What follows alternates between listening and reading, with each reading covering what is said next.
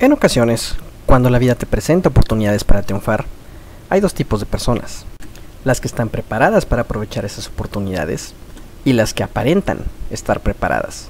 Hay quienes trabajan silenciosamente para lograr el éxito y hay quienes están en el lugar y momento adecuado para lograrlo. Hay quienes son inteligentes para lograr el éxito y hay quienes son oportunos para hacerlo. En el reino animal, estas dos son cualidades características de los cuervos. Los cuervos son los máximos oportunistas. Se alimentan de lo que encuentran por casualidad y de los residuos de otros animales. Sin embargo, son también inteligentes. Presentan habilidades como la intuición o la imitación. Esto encaminado a resolver sus problemas. Sin embargo, ¿qué pasa cuando dos cuervos se encuentran y pelean por lo mismo? ¿Qué pasa cuando la inteligencia y el oportunismo pelean por el mismo objetivo? ¿Qué pasa cuando dos cuervos se quieren sacar los ojos? Yo soy Andrew Sant y este es mi análisis de Club de Cuervos. El siguiente es un análisis a fondo. Si no has visto esta serie, tal vez quieras hacerlo antes de ver este video. Club de Cuervos es una serie de fútbol que habla sobre diferentes temas, sobre aprovechar las oportunidades en la vida, sobre trabajar arduamente para lograr el éxito y sobre merecer o no merecer el éxito. Abarca algunos temas como el impacto social de un equipo de fútbol en una pequeña comunidad y profundiza también en algunos otros como la competencia entre hermanos y de cómo mantener un gran imperio tras un cambio generacional. Es una serie que ha dividido opiniones y críticas. Y es porque en ocasiones considero que somos extremadamente críticos con las producciones nacionales y exigimos de ellas niveles estratosféricos que a veces no exigimos de las producciones americanas. Aunque también, siendo objetivos, es una serie que tiene sus defectos. Y es por ello que en este video no pienso ni decir que es una serie extraordinaria, ni decir que es la peor serie que se ha hecho. Trataré de ser lo más objetivo posible. Habiendo dicho esto, creo que el problema con esta serie es que sus principales virtudes o las cosas que la hacen diferente son principalmente también sus defectos. Las razones de algunos para amarla son las mismas razones que tienen otros para odiarla. Y estas son principalmente dos. La primera es una serie sobre fútbol. Un tema que por supuesto polariza mucho a las personas en nuestro país y en muchos otros lugares sobre cuestiones de educación, de preparación, de prioridades en la vida. Y esta situación la serie medianamente lo abarca, en cuestiones sobre la proyección social que le da el equipo a la ciudad, sobre la importancia social que tiene un equipo de fútbol en una comunidad tan pequeña. Aunque quizá de haber explotado un poco más este tema, hubiera tenido un poco más de simpatía de sus detractores. Pudo haber hecho un poco más de énfasis en la cuestión del fútbol como distractor social de los verdaderos problemas y quizá eso le hubiera dado un poco menos de críticas. Y esta es solo una de las múltiples oportunidades perdidas de la serie. Sin embargo, creo que no es suficiente como para crucificarla y decir que es una serie malísima. La otra virtud y defecto a la vez es que dicen que es como una telenovela para hombres. Y es cierto, reúne algunos de los elementos característicos de una telenovela, sobre todo en el tema de la madrastra malvada que se quiere quedar con la herencia y las disputas entre familia. Pero a pesar de esto, creo que estos son elementos naturales de cualquier historia, no solo de las telenovelas. No podía tratarse todo sobre fútbol, sobre qué pasaría si fallan un penal o si pierden un partido. Era necesario tener elementos presentes de drama y de tensión, sobre todo de las cosas que pasan al interior de un club de fútbol. Si me lo dicen, sí, es una telenovela para hombres, pero también tiene algunas otras características que la hacen divertida, entretenida, y sobre todo es una serie que intenta ser diferente. Tiene muy claro su público objetivo. Quizá no pretende agradarle a todos, simplemente trata de agradarle a quien tiene que agradarle. Habiendo dicho esto y antes de profundizar un poco en los personajes, quisiera hacer énfasis también en algunos otros defectos que encontré. Sobre todo, por ejemplo, cosas técnicas como el audio. En ocasiones no se escucha bien los diálogos, tienes que subirle mucho al volumen, después entra el volumen muy fuerte. Pero las más importantes son a nivel de guión, en donde creo que tienen algunos aciertos. Sin embargo, también me parece que no marcan los ritmos correctamente. No es lo mismo escribir un guión para una película como Nosotros los Nobles, hacerlo con una serie. Es necesario llevar un ritmo constante o más o menos interesante, tener puntos altos y tener puntos medios, y es en donde siento que esta serie a veces se pierde. Trata de darle importancia a personajes y situaciones que después olvida.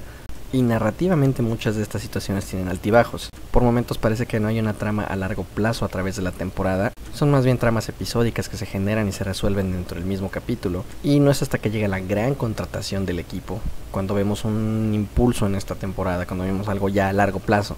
Y es a partir de entonces donde siento que la trama realmente se revoluciona.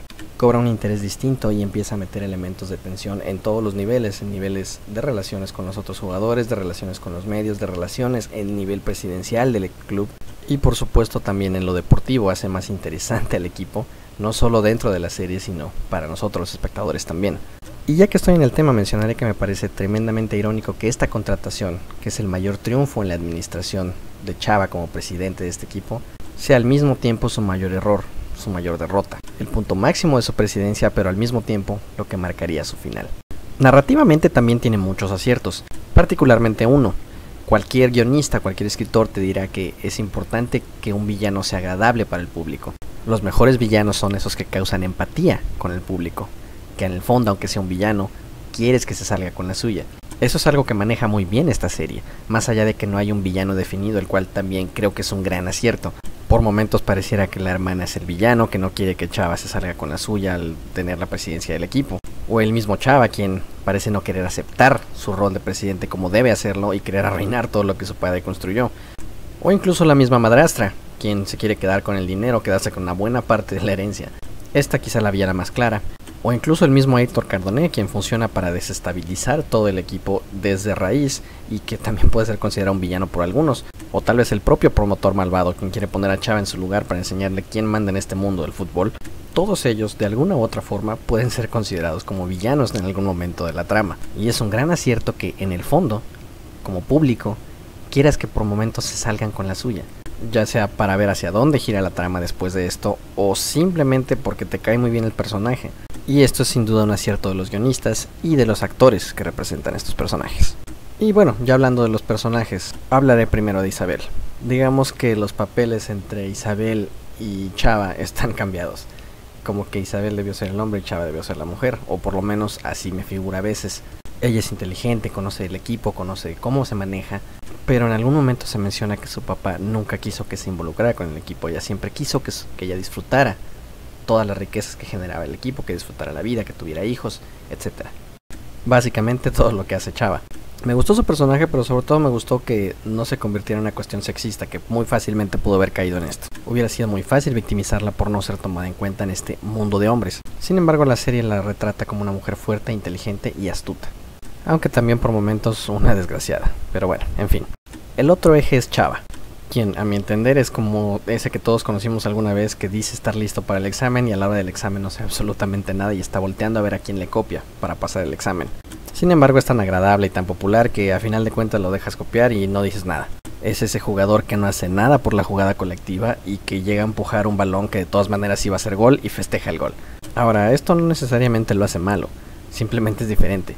Pero sobre todo es un obstinado que jamás dejará ver que tiene debilidades y defectos. En algún momento del primer capítulo y también del penúltimo capítulo reconoce que él no está listo ni estaba listo para afrontar todo esto. Sin embargo, jamás lo manifiesta, y es que para él son muy importantes las apariencias.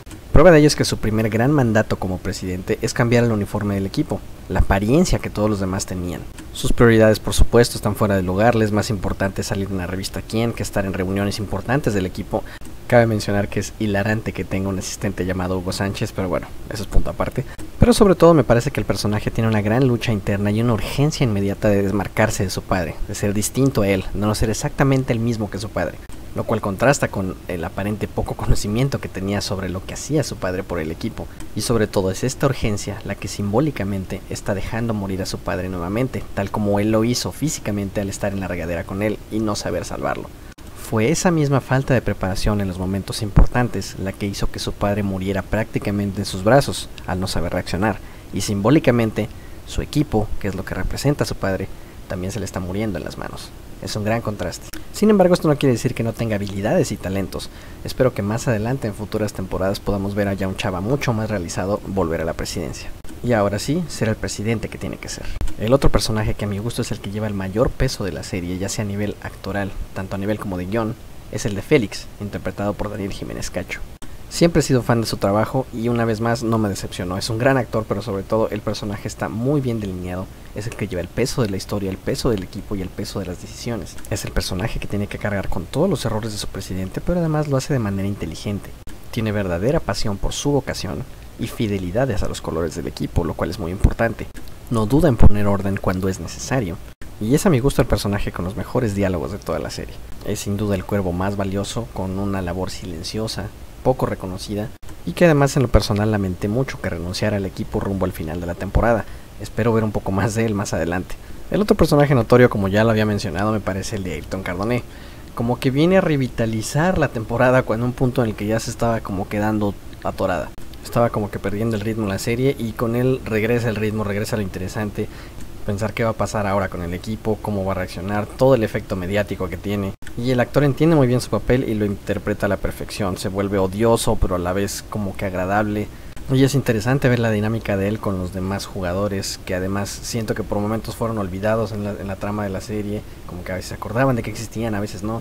Hubo por ahí una pequeña situación de un novato que quería debutar con el entrenador, eso estuvo bien, me parece que a la serie le faltaron momentos como ese. Está también el capítulo del retiro del portero, de Rafa.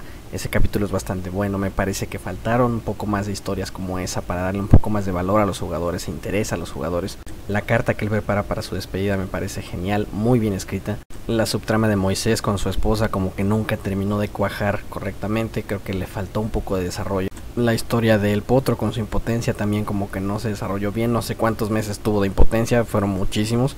E incluso el papel de Goyo como el entrenador en los primeros capítulos fue bastante agradable, como que les faltó también desarrollar ese personaje, que te doliera un poco más que lo corrieran. Pero bueno, son algunas de las oportunidades perdidas de la serie, que más allá de eso creo que tiene mucho potencial.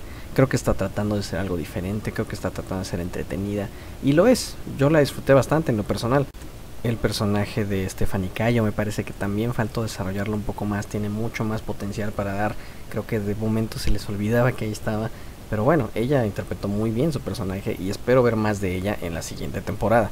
Sobre todo porque el último capítulo dejó algunas preguntas sobre su personaje en el aire, que me gustaría que fueran resueltas. Y bueno, estas son mis ideas respecto a esta serie que en lo personal disfruté, como ya lo comenté. Creo que le falta pulir algunos detalles, pero creo que también tiene muy buenas intenciones, tiene muy buenas actuaciones, muy buena realización, muy buena producción. Y me parece que es una serie mexicana que vale la pena ver, que vale la pena revisar. Entendiendo que no está tratando de ser ninguna obra maestra, que no está intentando ganar los millones de premios, simplemente está tratando de contar una historia, hacerla de la mejor manera posible, de la manera más entretenida posible, y creo que al final lo logra. Es una serie entretenida, si te gusta el fútbol, puedes verla, y te dejará tarareando la canción de Odisea de Burbujas por un par de días seguramente. Yo soy Andrés Santi y este fue mi análisis de Club de Cuervos. Gracias por ver el video, hasta la próxima.